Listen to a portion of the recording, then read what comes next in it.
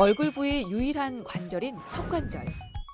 입을 벌려 크게 웃고 싶을 때, 사람들과 대화를 나눌 때, 물을 마시거나 음식물을 씹어 삼킬 때, 정말 매 순간 열일하는 복합 구성체인데요. 하루에도 수없이 사용하는 관절인 만큼 턱관절 장애를 호소하는 환자가 늘고 있는데요. 근육이 찢어지는 소리가 나요. 이만 아픈 게 아니라 그 왼쪽 통증이랑 어깨까지 걸리더라고요. 턱관절 장애로 병원 진료를 받는 환자 수는 2013년 31만여 명에서 지난해 39만 명을 넘어서며 5년 사이 약 20%가량 환자가 증가했습니다. 우리나라 성인 약 10명 중 3명이 한 번쯤 겪을 정도로 흔한 질환. 방치하면 어깨와 허리로 통증이 번지며 퇴행성 관절염으로 발전할 수 있기 때문에 자세히 알아두는 것이 좋겠습니다.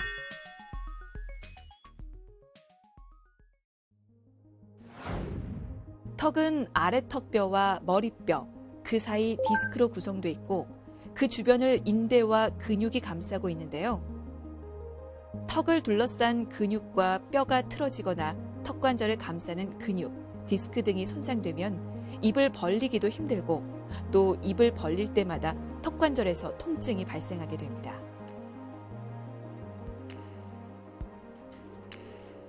올해 29세 최연희 씨도 턱관절 부위 통증과 이상을 느껴 치과를 찾았습니다. 실제로 턱관절 장애는 20대 여성 환자 비중이 월등히 높다고 하는데요. 하루 종일 앉아 일하며 습관적으로 턱을 괴는 일이 잦았던 연희 씨.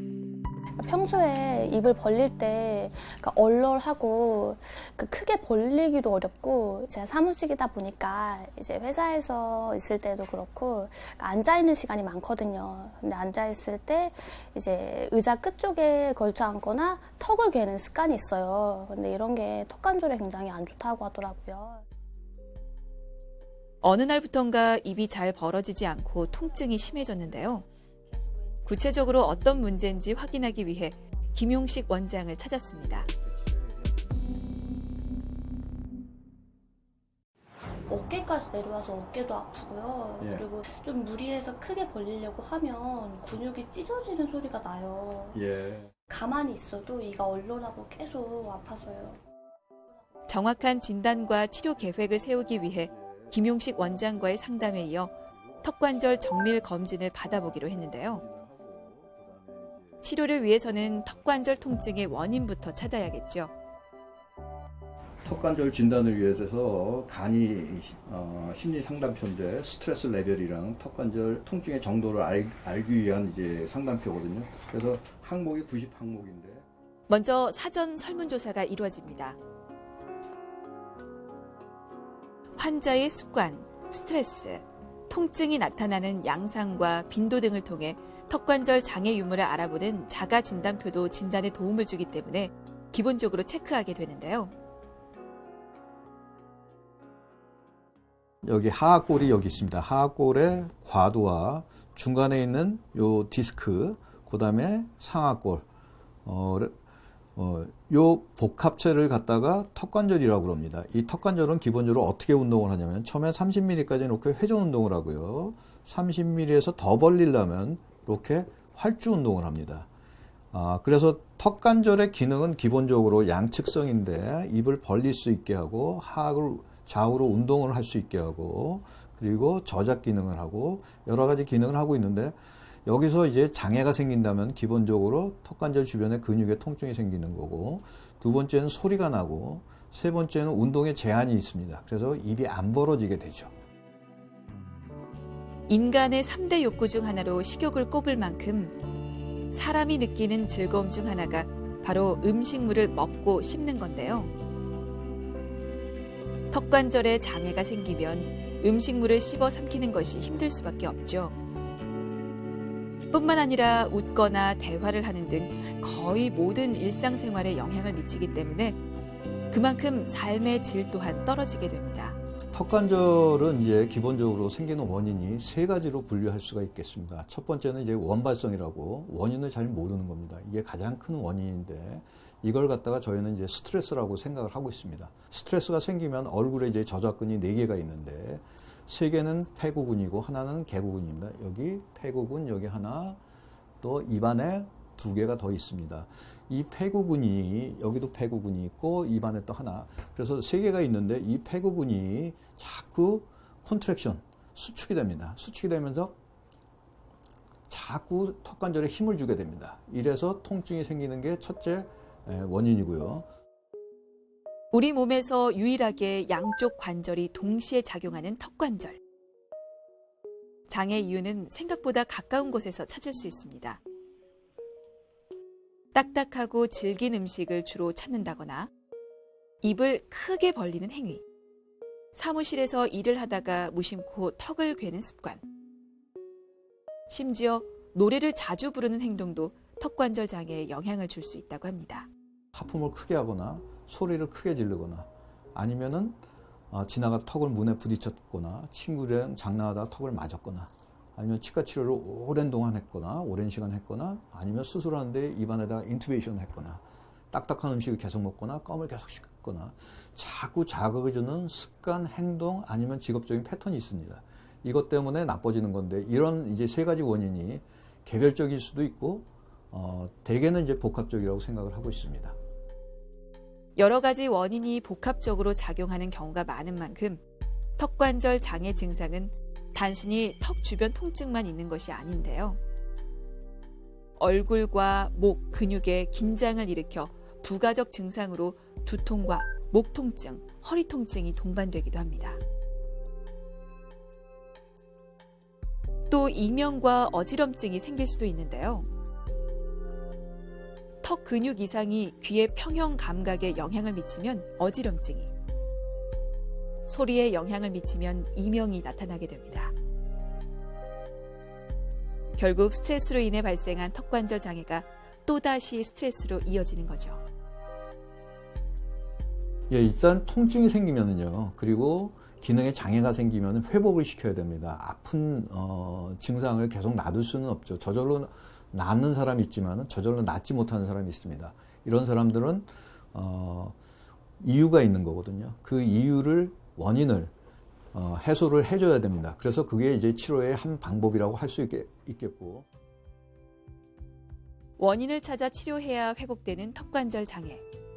특히 입을 벌리거나 다물 때 턱관절 쪽에서 소리가 나거나 통증이 느껴지는 등의 증상이 있을 때는 치과를 찾아 전문 검사를 받아보는 것이 좋습니다. 턱관절 장애가 의심될 때는 먼저 관절과 근육 촉진 검사가 이루어지는데요. 정확한 상태 파악을 위해 통증 부위를 확인하고 통증의 발현 부위를 파악하게 됩니다. 아프세요? 네. 다물고 천천히 걸어보세요. 예. 왼쪽으로 천천히. 예. 유독 왼쪽 턱관절의 통증과 불편함을 호소했던 연희 씨. 왼쪽에 조금 지저분한 소리가 나는 모양이에요. 예. 먼저 이루어진 촉진 검사와 구강 검사를 통해 통증이 발생한 부위를 찾았는데요. 좀 더 정확한 진단을 위해 영상 검사가 이어집니다. 턱관절과 치아 상태를 확인하기 위해 파노라마 검사를 진행하고요. 보다 정교하게 턱관절을 촬영해 현재 상태와 마모도를 확인할 수 있도록 CT와 세팔로 촬영을 이어하는데요. 모두 정확한 상태 파악을 위한 정밀 검사입니다. 지금 이제 방사선 사진을 찍었는데 이쪽이 왼쪽이고 이쪽이 오른쪽인데 왼쪽 사진을 보면은 입이 잘 안 벌어지세요 지금. 그래서 보시면 여기가 상당히 지저분해요. 이쪽에 뼈가 녹고 있는 것 같아요 현재. 그래서 이제 턱관절 검사를 통해 확인한 연희 씨의 문제는 입이 잘 벌어지지 않는 개구 제한. 사진상으로 보기에도 정상 턱과는 차이가 나는 모습인데요. 빠르게 치료하지 않으면 계속 통증에 시달릴 뿐 아니라 입을 벌리는 행동 자체에도 제한이 올 수 있다고 합니다. 대개는 3, 4일 정도 지나갔고 통증이 완화가 안 되거나 장애가 해소가 안 됐었을 때는 첫째는 약물치료, 두 번째는 물리치료, 세 번째는 자가치료, 네 번째는 마지막으로 장치 치료를 할 수가 있습니다. 과거에는 수술을 많이 권유를 했습니다. 그런데 이제 최근에는 이제 더 이상 수술을 권유하지 않는데 그 이유는 턱관절 수술한 사람이랑 장애가 있어갖고 수술한 사람이랑 수술하지 않은 사람이랑 그 치료 성적이 5년 결과를 봤었을 때 큰 차이가 없었습니다. 그리고 수술한 환자분이 사실은 과정 중에서 훨씬 더 아팠지만은 나중에 5년 후의 결과는 차이가 없었기 때문에 지금은 이제 대부분의 케이스에서는 턱관절 환자에서 수술을 권유를 하지를 않고 있습니다. 연희 씨처럼 개구장애로 입이 잘 벌어지지 않고 통증이 있는 경우 2가지 장치를 이용한 치료를 하게 되는데요. 디스크 위치 회복을 위해 사용하는 ARS 장치가 가장 기본적인 치료법으로 적용되고요. 또 CR 스플린트라는 교합 안정 장치를 통해 턱관절을 안정적으로 위치하게 합니다. 틀니와 유사한 장치로 턱관절과 근육, 치아를 보호하고 턱관절의 교합을 안정시켜주는 역할을 하는데요. 턱관절이 안정되고 증상이 나아지는 몇 개월 동안은 정기적으로 담당이의 조정이 필요한 치료입니다. 입이 안 벌어지시는 분들은 과연 이제 입이 제대로 벌어질지, 두 번째 교합이 잘 안 맞게 되는 분들은 이가 제대로 맞을지, 세 번째 이제 장치 치료를 하게 되면은 이 장치 치료를 하고 나서 턱이 변형이 될지, 이가 변형이 될지 이런 것들을 이제 걱정을 합니다. 턱에 변형이 생기거나 교합에 변형이 생기는 경우는 그 장치의 문제가 아니라 본인의 턱뼈가 녹고 있는 경우에 그렇게 진행이 될 수가 있습니다. 그거는 장치를 끼지 않아도 그렇게 변형이 올 수가 있습니다. 치료가 제때 이루어지지 않으면 턱의 변형뿐 아니라 뼈가 녹는 문제도 생길 수 있기 때문에 턱관절 장애는 조기에 꼭 치료를 받아야 하는데요. 턱관절 장애 치료에는 약물 치료, 장치 치료와 함께 물리 치료가 중요한 부분을 차지합니다. 반대쪽 턱 여기 원방향 그리면서 운동해 주시면 되거든요. 초음파 치료기를 이용해 균일한 초음파 에너지를 턱관절에 전달해주면 통증을 완화해주는 치료를 기대할 수 있는데요. 이외에도 레이저와 전기 자극을 이용한 물리 치료를 통해 안면 근육과 저작 근육을 자극하게 됩니다. 입이 잘 벌어지지 않는 턱관절 장애 진단 후 물리치료와 장치치료를 이어가고 있는 연희 씨. 예전과 비교해 이제는 턱관절 통증뿐 아니라 부가적으로 나타나던 통증도 점차 나아지고 있다고 하는데요. 처음에 이제 교정기를 끼고 있어가지고 그게 꽉 끼는 것 같아서 불편하고 답답했었는데 지금은 이제 익숙해지다 보니까 많이 편해졌고요. 기존에 있었던 두통이라든지 어깨 결림이 모두 좋아졌어요. 그래서 치료받기 전에는 좀 무서웠었는데 치료받기를 잘한 것 같더라고요. 씹는 즐거움을 앗아가는 턱관절 장애. 물론 치료보다 중요한 건 예방이겠죠.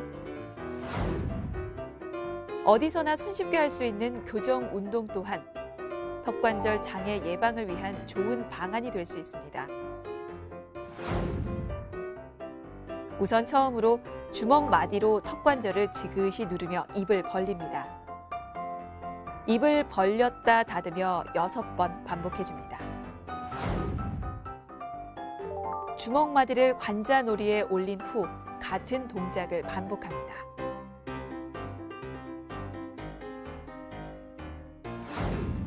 다음으로 양손을 목 뒤에 가져가 깍지를 낍니다. 그 후 머리를 앞으로 숙이며 몸통 쪽으로 붙였다 떼기를 반복합니다.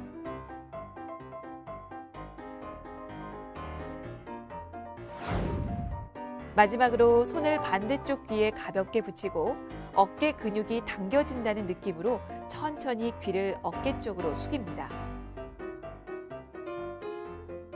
한 동작에서 5초간 머물고 6번 반복해주세요.